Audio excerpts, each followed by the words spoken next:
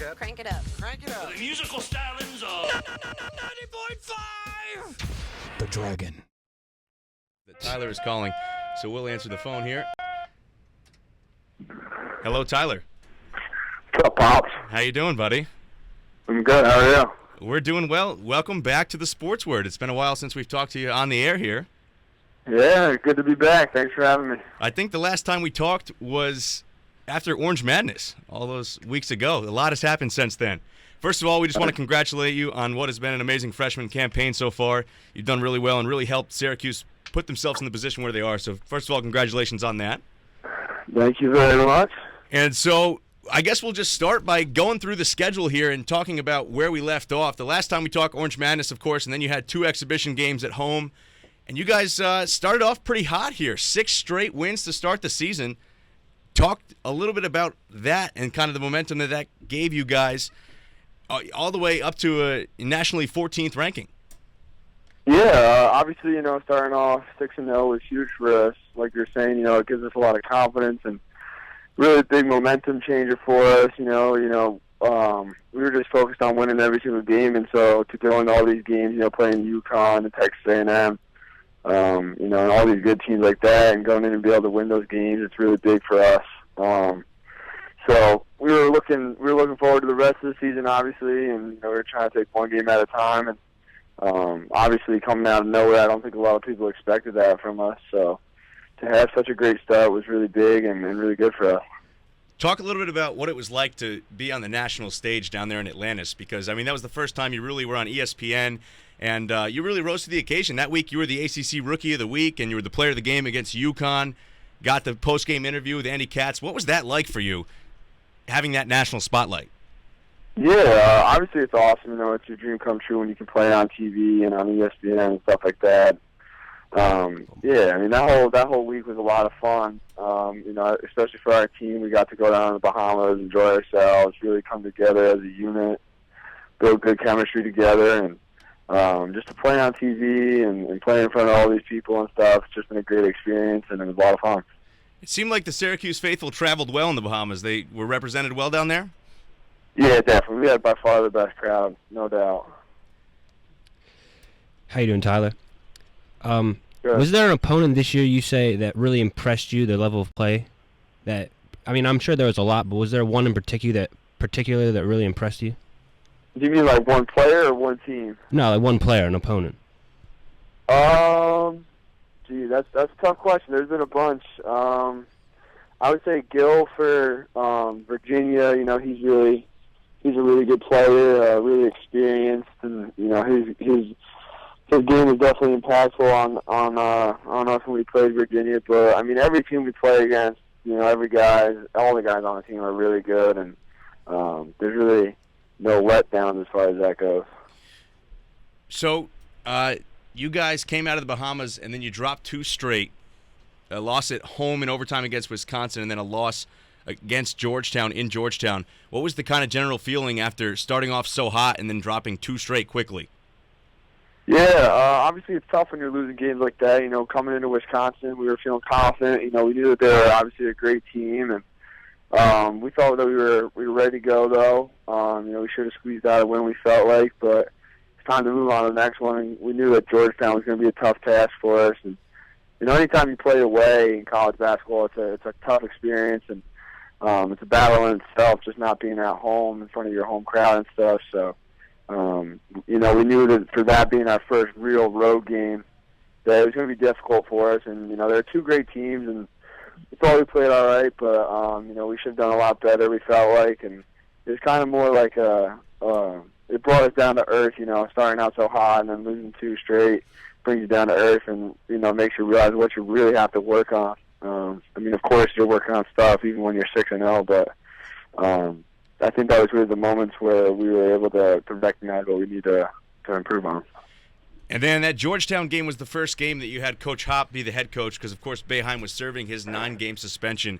During that 9-game span, you guys were 4-5, excuse me. Talk a little bit about what the difference was having Coach Hopp be the head coach and what that kind of transition was like, not having Boeheim on the sidelines. Yeah, I mean, obviously it's a little weird when you don't see Coach Boeheim over there, but as far as everything else went, our preparation, our mentality, everything stayed the same. And Coach Hopkins, he's obviously an amazing guy, an amazing coach. And it's just unfortunate that we went 4-5 in that span, and there's nothing that should ever be put onto him. It was by no means his fault because everything stayed the same. Our whole staff was really confident, as we were confident in them, and it was just tough because we had a tough schedule early on, and we knew that regardless if Coach Boeheim was going to be here with us or it was going to be Coach Hopkins or whoever, that it was going to be a tough stretch. So, yeah, I mean, obviously it was rough, but I think we learned a lot from that, how to finish games, and we learned a bunch of other things from it. So I think it was a good experience for us. Well, certainly tough games. The first 4 ACC games, you played at Pitt, at Miami, home versus Clemson in a game that could have gone either way, and then home against Carolina. So arguably the best 4-game stretch that you guys are going to see in this ACC play. So certainly would have been tough regardless whether you had Coach Boeheim or not. What was it like to have him back there, though, for that Carolina game at home, all the anticipation building? What was that feeling like to have Coach Boeheim back on the sidelines? Yeah, obviously it's a good feeling when you got your head coach back.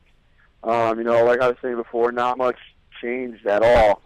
Everything actually stayed the same. A lot of preparation was the same when he got back. But we definitely came to that game amped up because we're playing North Carolina, and it was at home, and the crowd was amazing, and it was just a lot of fun to play in that game. Unfortunately, the outcome wasn't what we wanted it to be, but it was still a lot of fun. If at any point in the season it might have been time to hit panic, did you guys hit the panic button after that Carolina game and 4 straight ACC losses? What was the general consensus of you guys saying, we might have to win out here or really pick up a lot of wins here if we're going to save this season? What was the feeling like in the locker room? Yeah, you obviously want to win every game, and start 0-4 in the league is tough for us. But there definitely was I think a moment after that North Carolina game where we really realized that, we're going to have to start really taking it up and really executing both on offense and on defense, because we were just making small little errors that, resulted in a loss down the stretch of the game. So it was really time for us, I think, to really pick up our play and just really focus and buckle down. And so far, I feel like that's what we've been doing as of late. So then you guys, you definitely righted the ship. I mean, you did what you had to do. You picked up some wins, home against Boston College, at Wake Forest, and then the big one on the schedule, at Duke. Of course, nationally televised, ESPN, Cameron Indoor Stadium. What was that environment like going into the Lions' Den? Yeah, that was honestly a really cool experience for myself. I think just as a basketball fan growing up, you watch a lot of Duke games just because they're on TV so much, and you always kind of wonder what it would be like to play in front of the Cameron Crazies and just be in that type of atmosphere. So to get down there and see the gym and get in that environment was an awesome experience, and it's something I'll probably never forget. Then the next time out was at Virginia. Then we had the snow. You guys were delayed and didn't get down. The game got pushed back a day, and you guys didn't get on the plane to travel down there until that morning. Do you think that affected the way you guys played in Virginia at all, or is that just not an excuse that you guys want to have on that loss? No, I don't think it's an excuse for us at all. Growing up, every guy plays AAU, or just about every guy. So you're used to flying into, halfway across the country and going and playing games right off the plane. So I don't think that it's something that was new to us per se, and I don't think it was an excuse for us at all. But yeah, it was obviously a little bit different. All right, and then the last 3 games have ended in W's for your Cuse. Big one against Notre Dame at the Dome on Thursday, 81-66 win against one of the top teams in the ACC, and then a win against Georgia Tech on Saturday, 60-57, and then last night the overtime win against Virginia Tech, 68-60. You guys were down 7 inside 2 minutes, came back and ended up winning that game by 8 in overtime. Talk about how crazy the ending of that game was. Yeah, obviously it was crazy going into overtime. We were down, like you said, 7 with 2 minutes left, and you get to feel them. See some of the guys in the crowd leave, or some of the people in the crowd leave, and it's almost like you're thinking, like, what are you doing? It's not over yet. So we just got amped up, and we knew we needed to buckle down on defense and get a couple stops. And then just going into overtime, we knew that we needed to play hard, and we just realized that, there's only 5 minutes left in this game. Let's just finish it out and get this W. Honestly, it was a crazy ending and a crazy game. It was a lot of fun to be a part of, though. Now, what was your thought process when Mike Benajay, down 3, just pulled up from way beyond the three-point mark? Were you confident the whole way, or were you kind of thinking, man, this is gutsy to take this shot here? I actually didn't see right off the bat where he took the shot from. I knew he was dribbling up the court, obviously, or whatever, and we were about to set up a play, and I just remember going down, and next thing you know, I kind of saw out of the corner of my eye the shot go up, and I didn't recognize how deep he was. So I was pretty confident it was going in, but I was just going to try and grab the rebound and get a putback or do whatever I could in case he missed it. But, obviously he stepped up and made a huge play and at a very crucial point in the game. I'll tell you what, it was from deep. But so, all right, so talk a little bit about how big it has been to have guys like Cooney and Benajay be leaders for this team and show you, Malachi, Frank Howard, some of the newcomers, the ropes here.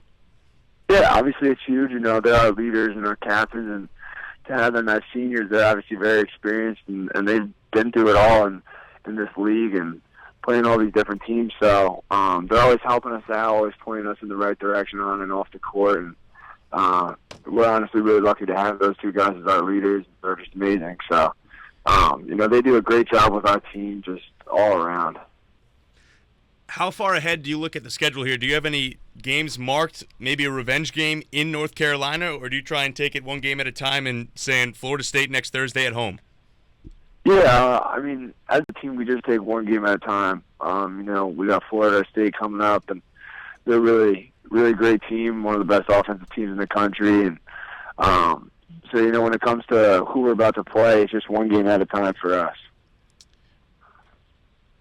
Now, you guys have played 14 games at the Dome and only 7 away. How big has it been to play in the Loud House? Yeah, obviously it's awesome. Our crowd is amazing, and when they get really into the game, it just pumps us up. And anytime that you get to play at home in college basketball is huge for you, just because of the crowd and everything else. And it's just a great atmosphere in general. So it's obviously been a lot of fun for us as a team. All right, a few more questions, then we'll make you make a Super Bowl pick, and we'll let you go on with your night, Ty. I want to know, there's been a lot of hype around this recently. I want to know personally from you just a little bit about Rico. Oh, yeah, Rico. That's my mustache, and our basketball ops guy, Coach Kip, he gave it the nickname. And I've just been kind of rocking it out, just growing it until I guess we lose now, which hopefully we don't lose, so I might have this bad boy on me for a while. How do you respond to some of the haters that say, it doesn't look so good? Mike Benajay said it looks like a chocolate milk smear. Yeah, they're just busting my chops, but, I honestly am one of those people that recognize that I do not look good at all with it. So, with that being said, all the haters, it's not really a big deal to me because I know I look bad in it, but I'm just going to go with the flow. All right, last question before you make your Super Bowl pick. How have you been able to handle the spotlight that you've been getting from the fans from the start of the year? People might not have really known too much about you, and then you come out, have a really good start to your year. Now you're averaging 8.9 points per game, 6.6 rebounds per game, and it seems like every game at the Dome, you start to see more 20 jerseys. More people are starting to know you. How have you responded to the spotlight that you've received from Syracuse? Yeah, obviously it's been great just to have the support of everyone, and it's been huge for my confidence and everything like that. But, I have a great friend group and close circle of my family and stuff that they do a great job of keeping me grounded. And, I'm just a pretty humble guy in general, I feel like. So I just try to stay down to earth and just not pay too much attention to all the hype and just play my game. Is there someone outside of sports in particular that you draw inspiration from?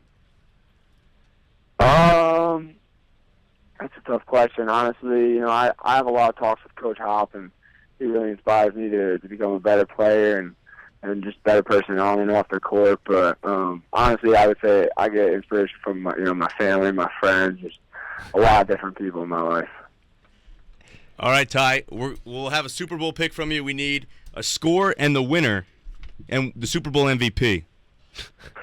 All right, I'm going to go with the Panthers and I think they're going to win 27-17 with Cam Newton being the MVP. Wow. Cam for MVP. All right. Thanks, Ty. We appreciate you coming on the show, and hopefully we'll get to talk to you soon, and we wish you the best of luck here. Enjoy your little break off here until you play Florida State at home on Thursday. And once again, thanks for coming on the show. Yeah, thanks for having me always. Yeah, good luck. All right. All right, shout out to 1KP Squad. 1KP.